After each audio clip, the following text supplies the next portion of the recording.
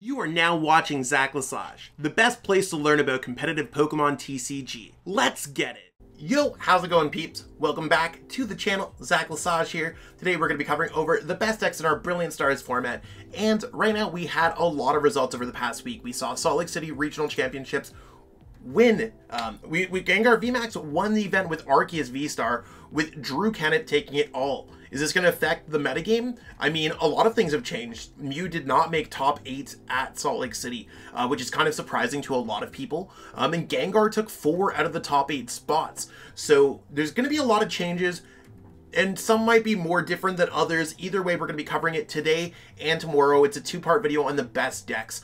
All of the lists are going to be available in the pinned comments, along with reference videos for most. If there's not reference videos, it's right there on my whiteboard. I'm going to be working on it. So it's one of those things where I'm working, but we got the lists. You can copy and paste them right into PTCGO, PTCG Live, all that good stuff. If you're trying to pick up any of these cards, go to ptcgostore.com, plug in code ZLesage5. You can save 5% on your order of codes. You can go to atlascollectibles.com, plug in code ZLesage8 to save 8% off your Pokemon singles. There's also coaching that you can get from me on Metafy. Go to metafy.gg/@ZachLesage. Learn more about the metagame and whatever's going on. Improve your gameplay today. All those are available in the description. Hit that like button. Hit that subscribe button. Thumbs up. Let me know in the comments what you think your top 10 list is for this video. And let's jump into our number 10 spot. Galloping all the way into number 10 and dropping from one spot last week from number 9 is Ice Rider Calyrex VMAX. This deck's all about using Drizzile's Shady Dealings, searching out Melanie, and then you're able to just go ahead and attack with Ride of the High King or Max Lance. Both great choices. Ride of the High King's a really good way to add some damage or maybe two-shot your opponent's Pokemon, whereas Max Lance is typically reserved if you are getting that one-hit knockout, that OHKO, and especially with cards like Choice Belt, Leon, and Quick Shooting Inteleon, it does become incredibly prevalent that you are able to get there. Path to the Peak adds in good measure considering this deck has no traditional rule box abilities, and that's what we got going on for this deck. This deck has seemed to fallen out of favor in the metagame a little bit, and I can't necessarily put my finger on it. I think that it can...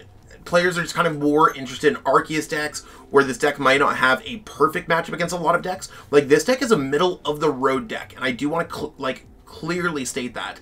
It doesn't necessarily just beat decks, it also doesn't necessarily just lose to decks. So when you run into a matchup, sometimes you just want to be hitting things, and then just win. So Gengar versus Mew. Gengar should be favored. Ice Rider's just not really going to be favored against much.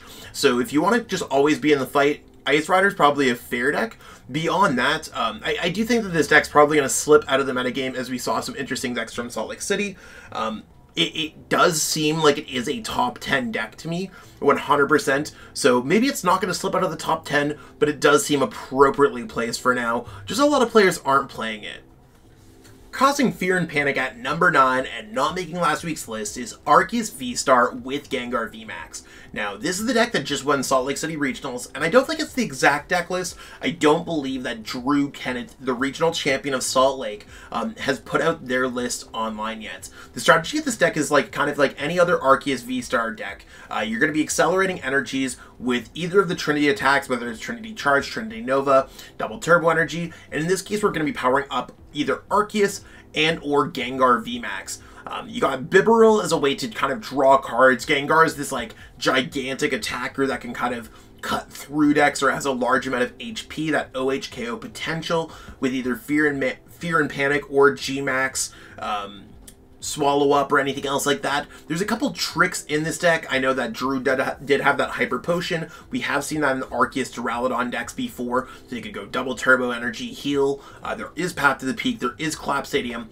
To me, it's an interesting choice. I'm a huge fan of the traditional Gengar first, so we're going to have to see how players adapt to this deck versus the other one where Zach Cooper was able to make top 4 with, and Gabe Smart was also able to make top 8 with. Should be noted that there was another Arceus another Arceus Gengar in the top 8. That player was disqualified for what was damaged or marked sleeves. I'm not entirely sure. I'm not the judges, but it is one of those things where this deck did get quite a little bit of placements. However, it's unseen. I know that Drew has also been on the record to say that they did not like their deck. I don't know if they're just saying that or anything else like that. The strategy is, it's set in stone. It's a cool deck. Not sure if it's as good as normal Gengar.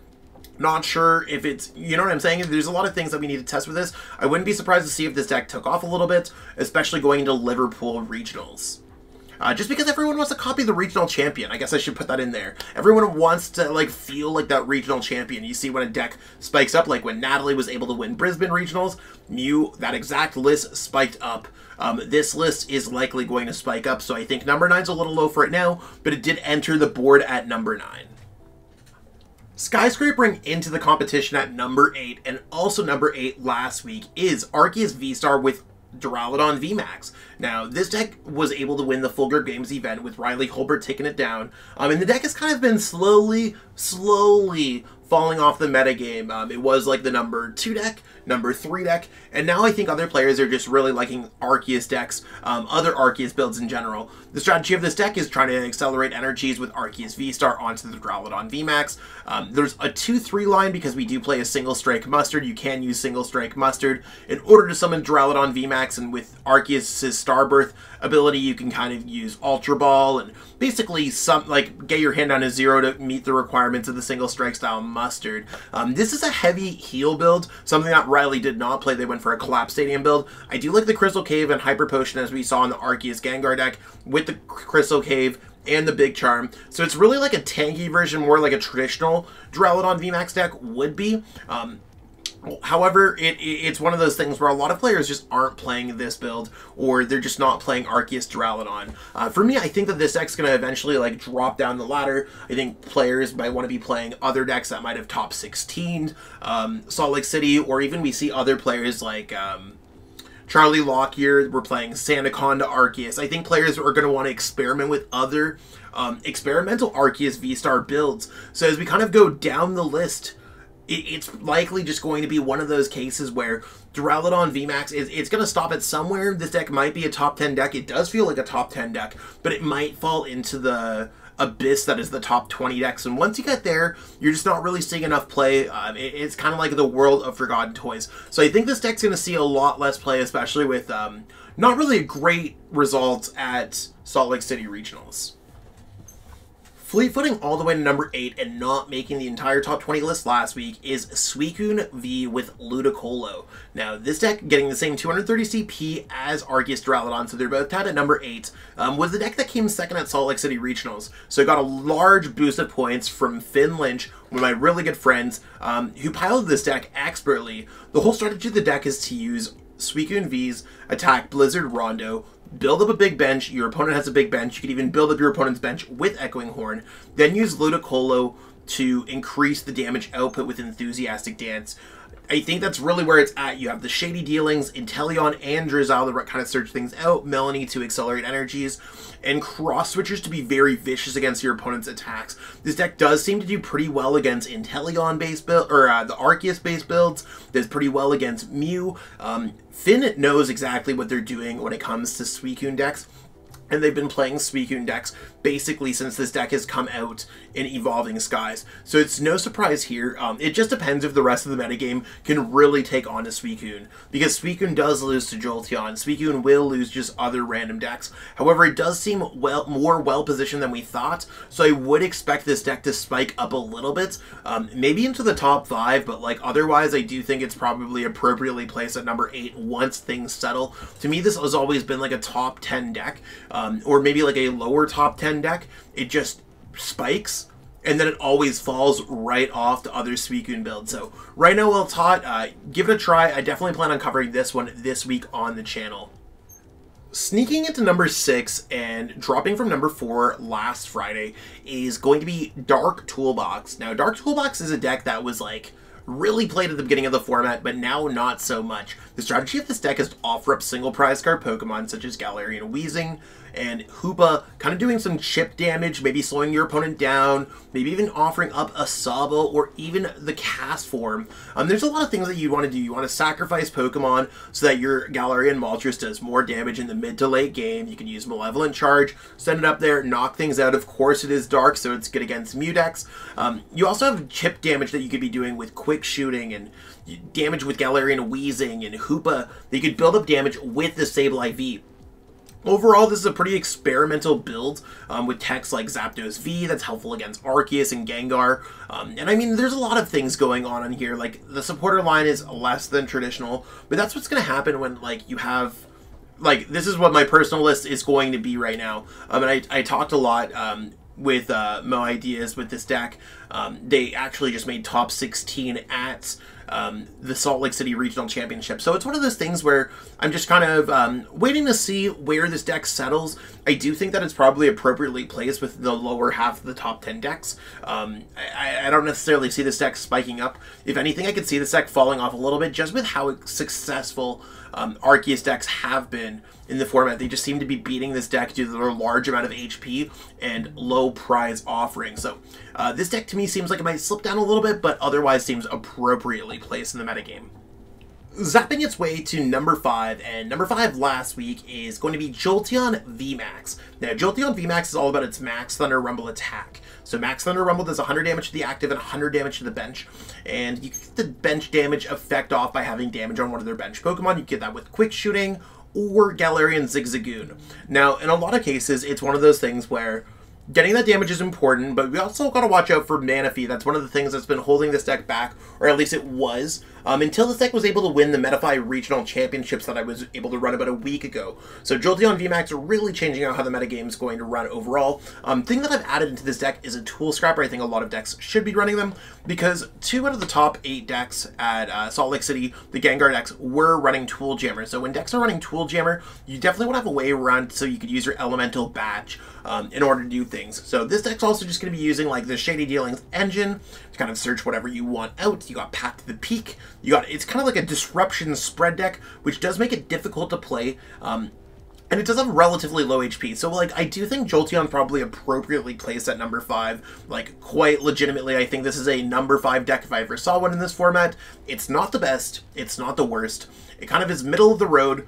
I think a lot of the decks in the top 5 just can beat it. And this deck might not be well equipped to beat them, but it's also not well equipped to beat them. So this deck could beat Mew. I think Mew beats this deck. But it doesn't, you know what I'm saying? Like, it's just like, Jolteon does not necessarily abide by the rules of the game, especially with Path, Marnie, spreading damage, and it does prey on inexperienced players. So if you do find yourself losing a Jolteon VMAX, I definitely suggest playing it out a little bit differently, making sure that you're benching things appropriately, making sure that you're holding Stadiums in your hands, because really, like, this is a deck that, like, kind of like Durant, where players that typically don't know how to play against these decks do not do well, whereas experienced players have been seeing quite a bit of success against them. Flying into number 4 and jumping up from number 6 is the new take on Arceus Toolbox. Now, this is one of those ones where I was debating, do I keep Arceus Toolbox or Counterbox as one deck and then take this new, like, 2/2 Arceus Galar Birds deck and add it? And I figured they were similar enough where this deck just seems absolutely amazing. Based off of the list that Nicholas Moffat and Ian Robb played to a top 4 and top 8 finish, respectively, when it comes to the Salt Lake City Regionals. This new take on the deck has Arceus and Inteleon, like an Arceus Inteleon deck, but it also has like the Galarian Birds to counter the metagame, whether it's Zapdos for an Arceus mirror match, a Gengar matchup, or anything else that's weak to fighting like Jolteon. You got the Galarian Moltres V that can be quite helpful and can pop out of nowhere with Raihan against Mew. There's Galarian Moltres that can be helpful against single prize card matchups. And just like, this deck just seems to have a bag of tricks for every single situation. So I do like that there's just like a Cape of Toughness that you can search out with Starbirth, or a Choice Belt that you can use to get a knockout. I mean, there's some cases where I do like playing like a Galarian Zigzagoon, but if you're playing against an Arc Mirror, you probably just want to be using Galarian Zapdos V, and you can get it back with Clara. Like, I do think this deck has a lot of just outs that you could use and strategically choose the correct Pokemon against the right situations. overall, like, if there was a deck, like, I think this is so much better than Arceus Toolbox, to the point where I think that deck is going to be absolutely, like, it's just transformed to this or just does not exist. So that's why I made the conscious decision to just turn it into this deck. I do think that this deck, I don't know if it's going to go up depending on, like, what's going to be going on with the other decks. However, I do think an Arceus build, personally, is my favorite Arceus build right now. So definitely try it out. I think this deck is just appropriately placed within the top 5 decks. I'm not sure, there might be a little bit of movement, but I do see a lot of players playing this going forward, and it does look like a relatively consistent, fun, well-positioned deck in the format. Swallowing up the rest of the competition at number 3, and staying from number 3 from our Friday video on the Shuffle Squad, is Gengar VMAX with Houndoom. Now, it's, for me, I'm a happy Zach. We got 2 Gengar decks in the top 10, and I'm out here with my tongue sticking out, saying, I told everyone that Gengar was good, and a lot of people were like, nah, Zach, Gengar is not good. Gengar is very good. Gengar took 4 to the top 8 spots at Salt Lake City, 2 with Arceus, 2 without Arceus.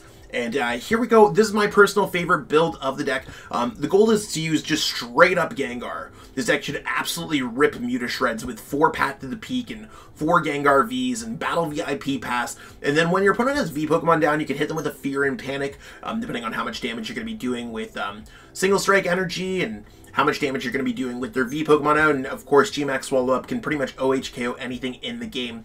This deck is really just right down to consistency. You can see all of the 4 of counts of the Marnie, Research, Ultra Ball, all this kind of stuff, and it's really one of those things where the only thing new about this deck is using Tool Jammer. Tool Jammer is an idea that I first heard from Cal Connor, who was able to make top 16 with Gengar at Salt Lake City.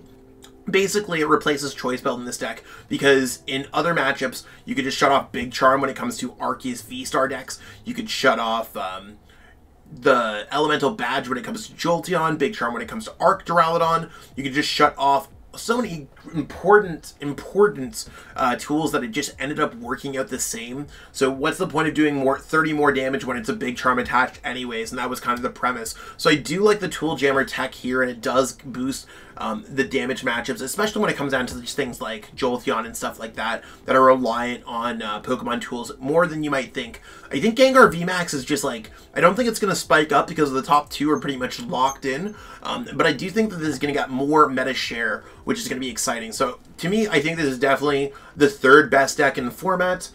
We might have to see how this one plays out with the Gengar Arceus deck playing, like, out there. I'm sure a lot of players are going to be playing that one. I do think that this is the better build, to my heart, to my soul. Every player intuition that I have, I could be wrong. I might change my mind in a week, but right now I think that this is the build of Gengar. Give it a try. This gets my personal stamp of approval. Charging into number 2, and also number 2 for our Friday video, is Arceus VSTAR. Arceus VSTAR with Inteleon, that is. So you've seen a lot of Arceus decks in this video, and this deck is heavily inspired by Isaiah Bradner's list. They were able to make 17th place at the tournament. A few of them have done very well. I know it was a whole group of them playing this deck. This deck's all about being a straight-up Arceus VSTAR deck, and using Trinity Nova, Trinity Charge, powering up your Arceus, and then really going after things, whether it's using Choice Belt to turn Trinity Nova from 200 to 230, minus 20 from double Turbo Energy, 210, and then getting an extra 10 with Zigzagoon to knock out other Arceus. I know that's a lot of math, but it does make the perfect 220 to knock out an Arceus V. Just having, I know that they played Bibarel. I've not been a huge fan of that card in this deck, so it's one of those things where I'm still trying to work things out overall. I need to test it out a little bit more, so I did add in the 4th Drizzle. I think they played 4-3, something like that. It's one of those things where it's interesting. I didn't go for Sydney. I think Sydney could be cool. Maybe it's worthwhile to add into this deck. This is kind of like just a straight up consistent version of Arceus and Inteleon until I dive into the metagame, and you can kind of search whatever you want out of the deck, accelerating things out of the deck. And I mean, Arceus and Inteleon to me seems like it has a lot of options. You're able to be reactive and proactive at the same time, and Starbreak just allows you to make so many cool plays with Drizzile, and just drawing cards is huge. So it's really one of those things where this deck, incredibly skill-based. I don't really see it moving unless, of course, Gengar Arceus or Arceus Galarian Birds decides to move up. I don't really see this deck moving from its number 2 position, just because number 1's pretty locked up. It's a great time to guess your number 1 spot. But right now, Arceus, I think it's kind of Arceus Inteleon is locked in at number 2 for the foreseeable future. Psychic leaping into number 1 for the past 4 months, and at 1640 CP, absolutely like the same as Arceus, Inteleon, and Gengar combined, Mew VMAX. Now, Mew VMAX, just winning the Brisbane Regional Championships the previous week, has kind of exploded onto the scene again. Mew was undoubtedly the best deck in format heading into Salt Lake City. However, North America decided to do it a little bit different. No Mew VMAX decks in the top 8. We had Caleb Gettimer make top 16 with their list, and that's it. Mew VMAX can copy any attack with Cross Fusion Strike on the bench as long as it's a Fusion Strike Pokemon. So we're either copying Max Miracle, Techno Blast, Melodious Echo most of the time. And Melodious Echo with Fusion Strike Energy is absolutely broken. It's probably the most broken aspect of this deck, of multiple broken aspects. But being able to go Ellis Sparkle and attach another Fusion Strike Energy that you could pick out of your deck with Cramomatic at any given time, or just draw into it with Genesec's very broken Fusion Strike system ability, you can just kind of make anything happen, turn 1 attack with Malouetta, and win the game in 3-4 turns. A lot of players countered this deck with Path to the Peak and Dark-type Pokemon, and just in general different things to just get around Mew VMAX. So I think that's one of those things where like Mew VMAX might see less play going forward, or it might just see like players might be experimenting with other decks. That does not mean Mew VMAX is a bad deck by any means. Even if it only got 1 top 16 placement, when everyone has to counter this deck to see success at Salt Lake City, it's one of those things where this deck might just bounce back and then adapt to the metagame from Salt Lake City and see a lot of success at Liverpool. I don't want to be like, this deck is going to win Liverpool. I'm not going to say that this deck, I do think that this deck, it can only go up from here.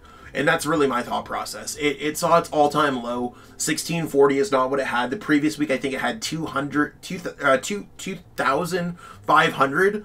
So it did see a little bit of a drop. And that it could either go one or two ways. Mew VMAX is either going to come back twice as hard, find a way to counter the metagame, go forward. We might see, or we could just see other decks spike up a little bit. I think at this point, Mew's metagame share is just so high that it's going to continuously see success. It might be locked into the number 1 deck for the foreseeable future. However, this deck is always going to be a top 5 deck until something really changes. We might see that with Astral Radiance or anything. So if you were a Mew VMAX believer, I do think Mew VMAX still has some kick left into it. We'll have to see how it goes this upcoming week. But as always, I will be covering it on the channel and also on the Shuffle Squad. And that's what we got going on for this video. We got Mew VMAX on top. It's been on top for a while, but I could see a day where Mew VMAX is not on top coming really soon. A lot of players probably want to experiment with the Gengar Houndoom decks, the Arceus Inteleon decks. Maybe we're going to see Rapid Strike spike up. There's a lot of things that could change in our Brilliant Stars metagame. Stay tuned for tomorrow's top 10 continuation video. So we did the top 10 today. It's going to be 11 through 20 tomorrow to see which decks kind of exist in the outer metagame. A lot of those decks end up creeping into the top 10 or were previous top 10 decks or are kind of creative decks. So if you're into that, stay tuned for that. Like I said, these videos happen every single Monday and Tuesday at 12 p.m. Eastern. And I just try my best to cover everything. Again, the lists are available in the pinned comment with reference videos. Check that out. You can also support me as a content creator by going to ptcgeostore.com, playing code ZLaSage5, save 5% on your next order of codes. You can go to atlascollectibles.com, plug in code ZLaSage8, save 8% on your next order of Pokemon TCG singles. And you can also pick up a coaching session from me at metafy.gg/@ZachLaSage. I can definitely help you on your Pokemon journey. I got a lot of players into the top 64, top 32, and even out like Brisbane, I got a player into the top 8. I mean, even for this regionals, I got a player into the top 8 in the juniors division. Couple players in the top 16 for seniors. A lot of really good success there. So if you're trying to grow juniors, seniors, masters, I could definitely help you on your journey. It's got a big week ahead of us. Late night series going on later tonight. Remember, it does start at 6 p.m. Eastern now. Changed because our tournaments continuously grow every single season. So I do want to see all of y'all there. I'm likely going to be live with a live stream of that event. So stay tuned for that. I'll catch up with all y'all later. Peace out and have a great one. I truly appreciate you taking the time out of your day to watch this video. It means the world to me. And my goal with this channel is to spread my love of the game and knowledge with our entire Pokemon TCG community. If you haven't already, Help signal boost this video to other Pokemon TCG fans by liking it, sharing it with your friends, and subscribing to the channel. Hopefully we reach our goals really soon. Check out this recommended video, and have yourself a great day. Thanks.